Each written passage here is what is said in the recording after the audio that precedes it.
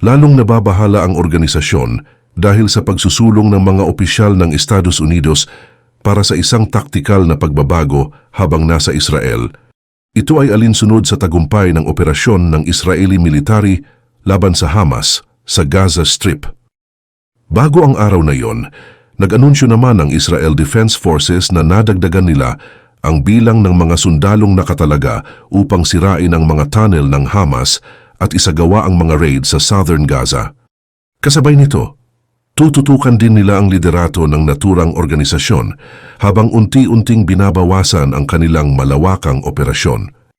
Dinagdagan nga ng Israeli Defense Forces ang bilang ng mga sundalo na nakatalaga upang sirain ang mga tunnel ng Hamas at isagawa ang mga raid sa Southern Gaza na may mataas na populasyon. Ito ay bilang tugon sa pangangailangan ng lugar na pinagdadausan ng labanan. Ayon sa mga opisyal ng Israel, ang mga bagong aksyong ito ay isang tugon sa kanilang mga kahilingan.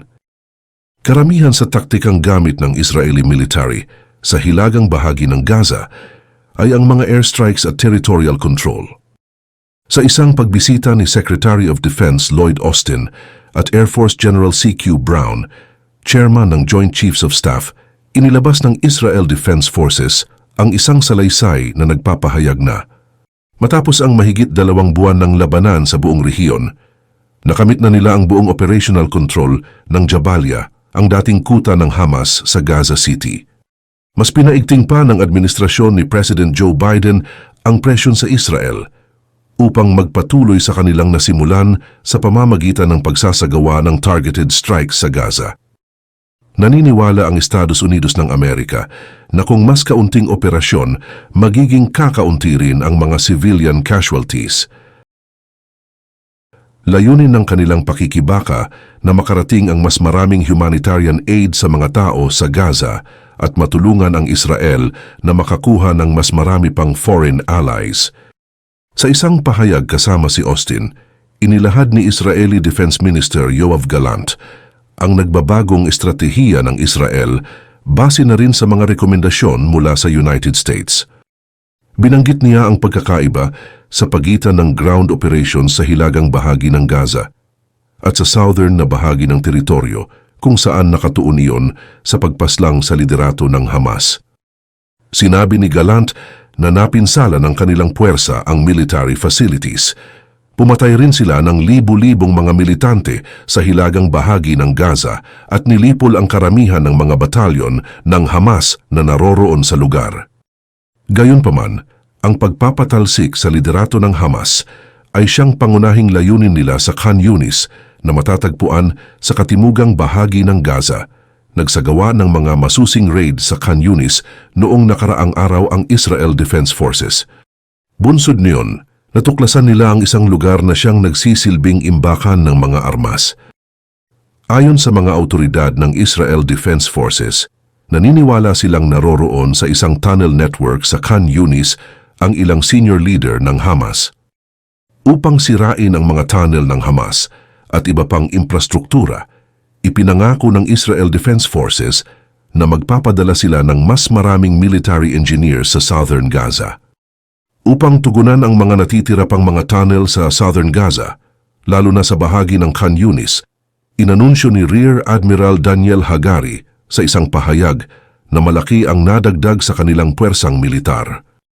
Ayon sa mga opisyal ng Israel, ang pagpapadala ng mga targeted operations sa Khan Yunis ay hindi nangyari bilang tugon sa presyon mula sa Estados Unidos. Madalas na nagsasabi ang militar ng Israel na ang bansa ang siyang namamahala sa sitwasyon sa loob ng kaniyang sariling nasasakupan. Sinabi nila na posibleng kinakailangan talaga ang mga airstrikes at matinding labanan upang tapusin ang digmaan sa Southern Gaza. Dagdag pa rito, pinaigting ni Austin at Brown ang presyon sa Israel upang sila'y gumamit ng mas masusing mga strike upang sirain ang Hamas, kasunod ng kanilang pulong kamakailan kasama si Israeli Prime Minister Benjamin Netanyahu at kaniyang military council. Pinuri ng mga opisyal ng Amerika ang pagbabago na ito bilang unang hakbang sa pagtapos sa kampanya ng Israel sa Gaza. Produktibo ang naging mga usapan nila at ipinahayag ng mga Israeli na nauunawaan nila ang Amerika sa kung anumang pinapangambahan nito. Ayon sa isang federal source na may kaalaman sa mga negosasyon at mula sa United States, may ilang mataas na opisyal ng Israel na hindi naniniwalang dumating na ang oras na mag-shift sa isang mas mahinang laban. Tinatanggi ng opisyal na ito na may kakaiba silang pakiramdam tungkol doon kahit patignan sa ilang mga aspeto. Bukod dito, ipinaabot ng mga opisyal ng Israel sa kanilang mga Amerikanong kasamahan ang kanilang layunin na lumikha ng isang buffer zone sa hangganan ng Lebanon. Subalit, sa palagay ng Estados Unidos ng Amerika, maaring magbukas daw ito ng pangalawang front sa conflict. Naniniwala ang mga otoridad sa Estados Unidos na maaring magpalubha sa tensyon ang ganoong hakbang hanggang sa punto na magkaroon ng regional war dahil sa hindi pagkakasundo. Sa isang pahayag ibinida ni Netanyahu ang kaniyang war effort sa isang buwang interim ceasefire na nagresulta sa pagkaligtas ng 105 na mga bihag. Sinabi ni Netanyahu na ang military pressure na inilalapat sa Hamas ay magtutulak sa organisasyon na makipag-ugnayan sa mga negosasyong magaganap. Gayunpaman, iniipit ng publiko si Netanyahu na palayain ang mahigit 100 mga bihag na matagal nang nasa Gaza mula nang atakihin ng Hamas ang Israel noong October 7. Nagsimula ang laban dahil sa pag-atake ng Hamas sa Israel noong October 7. Sa isang pahayag, sinabi ng pamahalaan ng Israel na nakakamit nito ang unti-unting tagumpay sa patuloy na laban sa Northern Gaza Strip. Nakamit din nila ang mga tagumpay sa Jabalia at sa iba't ibang lugar. Inihayag naman ng hukbong militar ang kumpletong operasyon nito noong nakaraang araw sa Beit Hanun na matatagpuan sa hilagaang border ng Gaza sa Israel. Isa ito sa mga agarang inatake ng mga sundalong Israeli nang marating nila ang lugar noong Oktubre.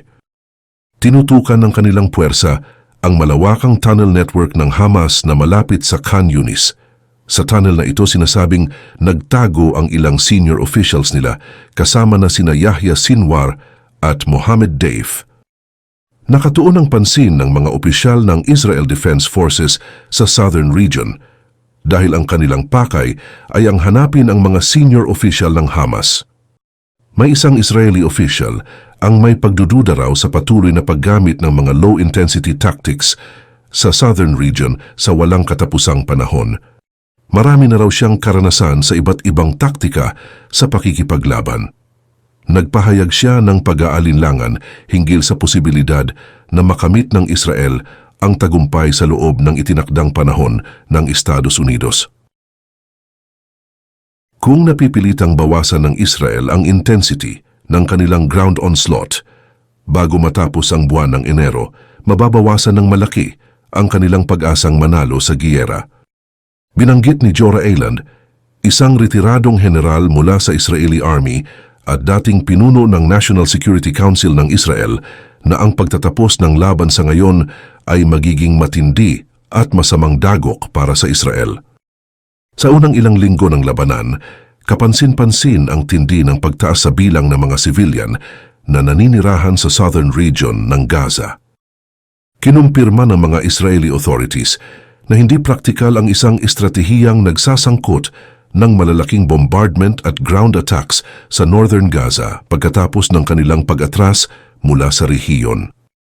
Noong nagsimula ang pinakabagong ground campaign ng Israel sa Gaza noong 2014, ang pangunahing lugar ng conflict sa pagitan ng Israel at mga Palestino ay nasa Shujaiya, pinakamataas sa lahat ng giyera na naranasan ng Israel ang labanan ngayon. Iyon ay dahil lubhang napakaraming mga civilian at Israeli military personnel ang namatay, nahirapan ang mga armored vehicle ng Israel sa pagmaneuver sa mga makitid na kalsada at daanan ng Shujaiya. Napilita ng mga sundalo na okupahin ang mga mas delikadong posisyon sa naturang lugar. Bilang resulta nito, nag-dispatch ang Israeli Army ng artillery units sa Gaza noong magsimula ang buwang ito upang magbigay ng karagdagang covering fire para sa infantry forces malapit sa Shujaiya. Ayon sa mga independent analyst, kontrolado ng Hamas ang maraming tunnel sa rehiyon, Ginagamit ng mga teroristang ito ang mga tunnel bilang ligtas na tahanan hanggang sa inatake na nga sila. Ginagamit din ito para lumikha ng isang kapaligirang madaling maambush. Sa ngayon, hinaharap ng Israeli forces ang isang bantang kaugnay ng mga teroristang Hamas na nagtatago bilang mga civilian. Ngunit, hindi sila nakatitiyak doon. Minsan ay nagkaroon ng malapitang sagupaan. Ang Israeli Army at ang mga miyembro ng Hamas na lumitaw mula sa isang tunnel sa premises ng isang Israeli school. Sinubukan ng Hamas na tambangan ang mga Israeli forces sa pamamagitan ng pagtatago ng isang rucksack na puno ng laruang pambata at inilagay iyon malapit sa isang gusali ayon sa mga autoridad ng Israeli Defense Forces. Bukod pa rito, may mga loudspeakers na pinatugtog kung saan ang ingay na mula roon ay kagaya ng sigaw, mga malalakas na boses Hebrew at mga tunog ng mga instrumento. Nilinaw ng mga opisyal ng Israel na maaaring maging bihag ang mga sundalo dahil sa dami ng mga underground shaft sa Shujaiya. Ngayong linggo lamang, inanunsyo ng Israel Defense Forces na natuklasan nila ang pinakamalaking tunnel na marahil ay ginamit ng Hamas. Ang namahala sa konstruksyon ng tunnel na ito ay ang commander ng Hamas sa Gaza na si Muhammad Sinwar, ang kapatid ni Yahya Sinwar. Matatagpuan ito sa Northern Gaza Strip, malapit sa border ng Israel sa Erez. Naging responsable ang mga miyembro ng Hamas sa pagkamatay ng 1,200 katao noong October 7 sa massacre na naganap sa Southern Israel. Bukod sa pagkabigong matuklasan ang paggamit ng tunnel sa panahon ng massacre, hindi rin nagbigay ng anumang paliwanag ang Israel Defense Forces patungkol doon. Gayunpaman dahil ito ay umaabot ng mahigit na 4 na kilometro o higit sa 1,000 talampakan, hindi maipagkakaila na may ambag ito sa naturang pangyayari. May posibilidad na lilitaw ang daan-daang motorsiklo o all-terrain vehicles mula sa napakalaking bukana nito, pahilaga sa anumang oras. Malaki ang posibilidad na madaig ng malaking bilang ng mga tao na matatagpuan ng malapit sa border ang Israel Defense Forces. Ito ang siyang dahilan kung bakit may pag-aalinlangan silang umatake dahil huli na sila noong dumating. Ang mga sundalo ay natagpuan sa loob ng malaking tunnel ng Hamas na matatagpuan malapit sa Erez border crossing sa Northern Gaza Strip. Ito ay base sa isang litratong inilabas noong December 17, 2023, nitong nakaraang linggo, inanunsyo ng Israel Defense Forces na natagpuan nila ang pinakamalaking tunnel na itinayo ng Hamas sa kanilang teritoryo. Ang responsible sa paggawa ng tunnel sa Northern Gaza Strip, malapit sa Erez Crossing papuntang Israel, ay si Mohammed Sinwar na kapatid ni Yahya Sinwar. Noong October 7, isinagawa ng mga miyembro ng Hamas ang isang massacre sa Southern Israel na nagresulta sa kamatayan ng higit sa 21,000 tao. Hindi iniulat ng Israel Defense Forces ang paggamit ng tunnel sa panahon ng pagpatay o nagbigay man lang ng paliwanag kung paano ito ginamit. Sa loob ng maraming taon, nawari na ng Israel ang malawak na tunnel network at underground world ng Hamas sa Gaza. Gayunpaman, nagpasya ang Israel na hindi tutungo sa border at hindi maglulunsad ng operasyon upang wasakin ang mga tunnel na iyon. Isa rin itong karagdagang patunay na sangkot ang Hamas dito. Nagdudulot ng malubhang mga hamon sa military ang pagpapadala ng ground forces sa Gaza at naglalagay iyon ng buhay ng mga sundalo sa matinding panganib. Ang desisyong magpadala ng ground forces ay isa pang dahilan kung bakit nangyari ito. Ang bagay na ito ay pilit na kinundena ng pamahalaan hanggang sa sumapit ang ika-7 ng Oktubre. Bago ang pangyayari ngayong linggo, natuklasan ang kilalang STEM Tunnel. May ebidensyang nagpapatotoo sa mga sangay na ito. Bagaman hindi naglabas ang Israel Defense Forces ng anumang video tungkol dito, kasama ang isang exit shaft ang malaking sistema ng tunnel na matatagpuan sa loob ng isang paaralan at isa pang istruktura. Dagdag pa rito ang pangunahing shaft na bumababa ng 50 metro na may mga sangay mula sa mga gilid ng shaft. Noong unang bahagi ng buwang ito, inanunsyo ng Israel Defense Forces na natagpuan nila ang kabuuang 800 tunnel at 500 shaft na may iba't ibang laki at haba. Ang mga footage na inilabas ng Israel Defense Forces sa panahon ng engkwentro sa Hamas ay nagpapakita ng mga hakbang na paakyat mula sa tunnel. Natagpuan ng Israeli Defense Forces ang karamihan sa mga tunnel sa pinakatimog na bahagi ng strip na matatagpuan sa hilagang bahagi ng Gaza. Ito ang lugar kung saan nagsimula ang pag-atake sa kalupaan at sa lugar rin na ito sinasabing pinakamatindi ang nangyari. Sinasabi ni IDF Brigadier General Yehuda Fox, isang espesyalista sa underground warfare at inhinyero, na ang malalawak na mga tunnel sa ilalim ng hangganan ng Gaza at Egypt ay ginagamit para sa smuggling ng mga kalakal. Igini din niya na humaharap sa isang problema ang Israeli Defense Forces sa mga tunnel network dahil sa dami at haba ng mga ito. Matagal nang itinalaga ng Israeli Defense Forces si Fox bilang pinuno ng Technological and Logistics Directorate kung saan siya ang responsable sa pagmamanman ng underground warfare.